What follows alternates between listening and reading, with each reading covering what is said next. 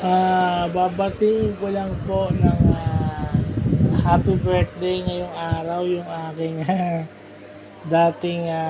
dating boss na malaki ang naging ambag sa kung ano ko ngayon. So, happy birthday to Dr. Pablito Siwa Bilardo ngayong araw na to.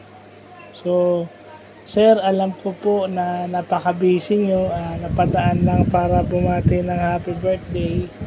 Wishing you more birthdays to come, good health, and more blessings.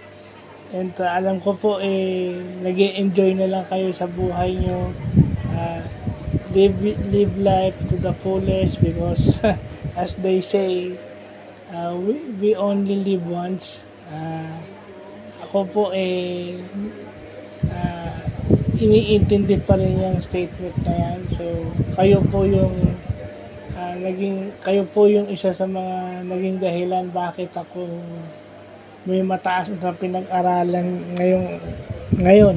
At kung ano ko ngayon dahil sa tulong at gabay nyo for how many years din na ako naging under nyo. So, happy birthday po ulit at maraming salamat po.